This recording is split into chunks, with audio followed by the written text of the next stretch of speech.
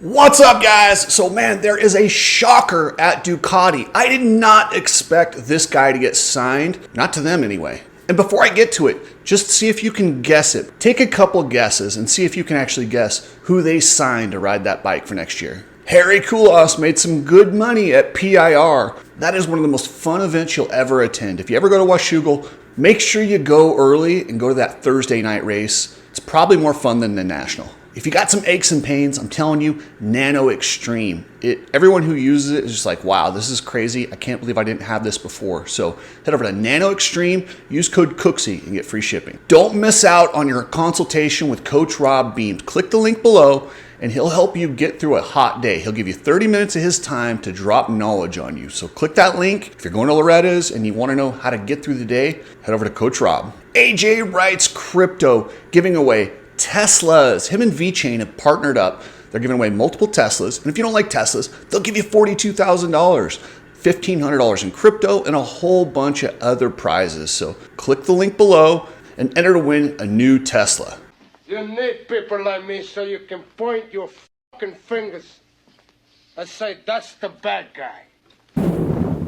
So my buddy Todd was at PIR last night, sending me videos. This is one of the most fun events you'll ever attend. I went there a couple years ago. I actually enjoyed my time at PIR more than at the Washougal National. It's a crazy fun crowd. There's lots of beverages, tons of vintage bikes. It's what I like about motocross, that PIR event. They pay the riders really well, unlike the Nationals, and they treat the fans with respect, and it's just a bunch of enthusiasts enjoying themselves. If you get a chance, check out PIR the Thursday before Washougal. They do it every single year. They help out a ton of privateers, and the moto community just has a great time. And for the privateers like CJ Tucker, remember him? He raced Hangtown, made the National, still has not been paid. He can't seem to get anyone at MX Sports to fix his account so he can get the money that's actually owed to him, the couple $100. And I guess he's locked out of his account, so he couldn't even sign up to race Washougal because their customer service is so bad. They won't even respond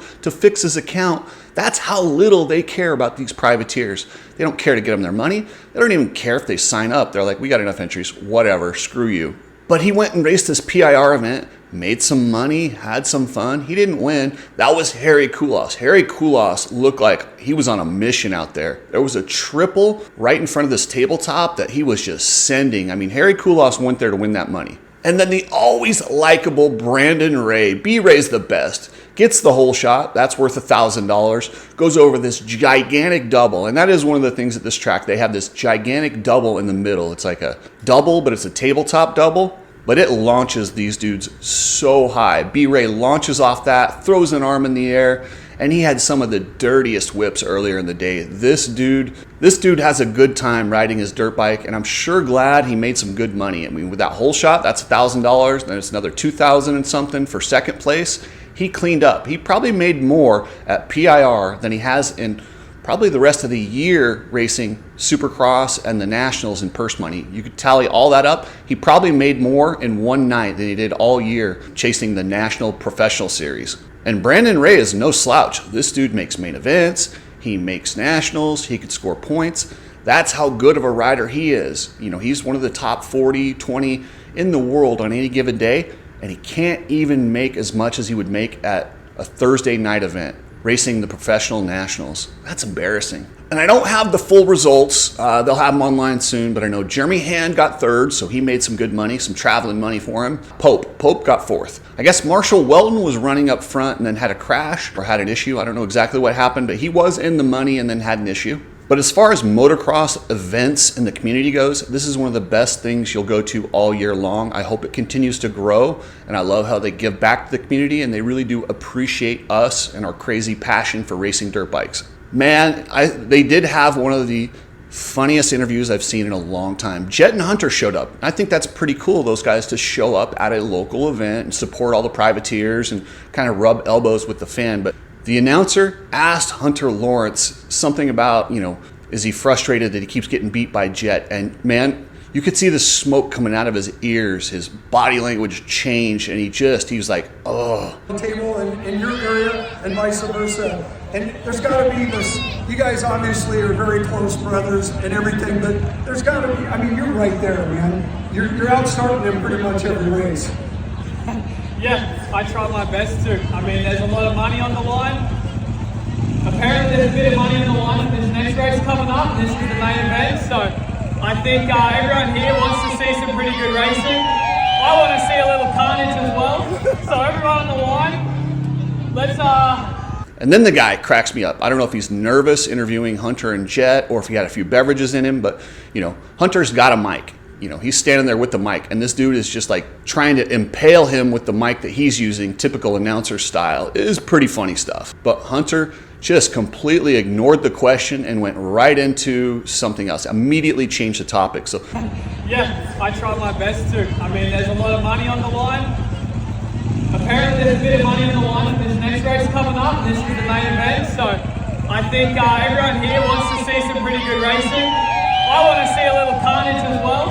So everyone on the line. those of you guys that think he's not bothered by being second place to his little brother, it is wearing on him. And that's probably why he's such a dick. He might be the second fastest guy in the world right now, but he's also second fastest in the rental car, at dinner. That has to wear on poor Hunter Lawrence.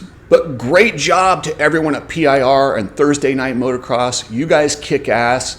You guys represent what this sport is all about, giving back to the riders, the fans, and just having a good time. Are you in charge of logistics? If you save your company money, are you going to get a promotion? If you get them a better shipping company, a more reliable shipping company, is that going to help you out? If it will, hit up Precision Transport. They will help you get that promotion and make you look like a rock star at your job. Pretransport.com. Alias MX gear, the 25.5 gear, there's still quite a bit left, but it's going fast. If you want to get your 25.5 gear, head over to Alias MX. They got t-shirts, gear, all sorts of cool stuff. And I love the gloves. Mine are so comfortable. So aliasmx.com. One of the biggest topics all year has been Ducati entering the market and bringing motocross bikes and a motocross team to the United States. There have been so many rumors about this team, that Monster's dumping millions into it, Red Bull. Every rumor that's out there has been floated at one time or another. We finally have the facts. They've signed the two riders, and yes, they're doing a two-rider team, which I don't remember too many people talking about that. But yeah, it's a two-rider team. The first guy on the team is Justin Barcia. We kind of expected that. They went after Tomac, they chased some other people, but Barcia's the right fit. He's still really fast and can get up inside the top 5. He can get a podium on certain nights, and he's a guy that wants to work with this team. It's essentially the old Geico Honda team. So he fits in really well. Those guys like him, he likes them. It's a nice transition for him, and he gets to continue his career. And anything he does on the Ducati will be a plus. When you come in on a new bike, there's not a lot of expectations. That's when Justin Barcia cranks it up. I could see Justin Barcia doing some things on that bike, not all the time, but he's gonna have a few moments where he goes for it, and we might even see the Ducati get a podium at some time next year. I wouldn't count on it, but it's very possible with a rider of his caliber. Now, with all the names that have been floated out there who've been tied to Ducati, Roczen, Tomac, I mean everybody, Anderson, who do you think they ended up signing? This guy was not on my bingo card. Dylan Ferandis. Dylan Ferandis is your second Ducati rider next year. And as I thought about it, it actually makes sense. A former 250 champion, Supercross and outdoors, a 450 champion, a guy with a serious resume. And it's an Italian brand, so they kind of wanted to have a little European flavor on the team. And I love Barcia, but he is not European at all. That's about as American as you get. So now you're going to have Dylan Ferandis and Justin Barcia bringing Ducati to the United States. And both these guys have talent to win, talent to podium, and now they don't have any expectations on this Ducati team. I'm really excited about it. I think this is the perfect team to start your first year with. Not a lot of people expect a lot, but they also have a lot of name recognition. They're going to bring a lot of attention. The only thing I worry about with Ferandis is he has a history of complaining about bike setup and blaming the bike. That's not going to go over well on a new bike, a developmental bike. You can't trash the bike when you're the guy that's hired to come in there and to make that bike competitive. If it's not working, tell them what they need to do, tell them what you need, and get what you need. and he's going to have to be understanding and a little bit more reasonable than he has in his past. So that's Ducati for 2026 in the United States. And now Jason Anderson, where does that leave him? Because that was one of his rumored landing spots, was Ducati. His deal's done also. And maybe that's why he pulled the plug, or they pulled the plug at Kawasaki. He has inked the deal to ride with Suzuki next year. He will be Roczen's teammate. This one, I'm not as confident that it will go well. There are expectations. That Suzuki and what Ken Roczen's done on it, you can't go in there and blame the bike when this dude's winning races, getting podiums, and riding really good. But can you match that? Can you be a guy on his level? I don't think so. I still think that bike's outdated. They've worked miracles with that thing, but it's an old chassis with old development. But I guess Anderson rode the bike and absolutely loved it. But maybe the Kawasaki is way worse than people thought. Maybe that Kawasaki, I'm not saying Prado's okay and quitting and doing the things that he's doing, but maybe Kawasaki does have some issues.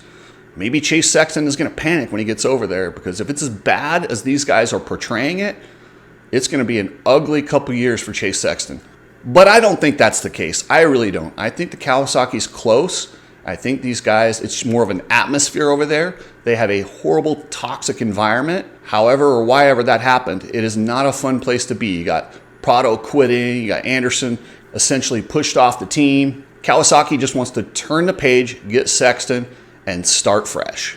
But anyway, that's your silly season news. You got Ferandis and Barcia to Ducati, and Jason Anderson to Suzuki. Didn't see those coming, but hey, it's silly season. They call it silly for a reason. Thank you, members. One of you guys is going to win Nano Xtreme this month, and all of you guys are entered to win the new Power Sports XQi3 electric motorcycle that I've been riding. It's so damn fun. I'm telling you, you should probably buy one of these. Even if you win the one in December, then you'll have a couple. Then you can get your buddies to go ride with you. Thanks, guys. Here's your member of the day. Let's start this off by saying, we got them. The illegal sale of American motorcycle racing. I present a case that reveals how the American Motorcyclist Association's 2008 sale of its racing properties constituted an illegal transfer of public trust into private hands. My name's B Mazy, and I'm here to stir shit up. So I made a song for you guys. You know, it's crazy that the riders still gotta pay to race. Even though these guys are just filling their pockets because they're money-hungry, greedy, stupid mother, ex-circus owners, but still got the same mindset for the Supercross. Screw Feld, screw the AMA, and screw Rob Dingman.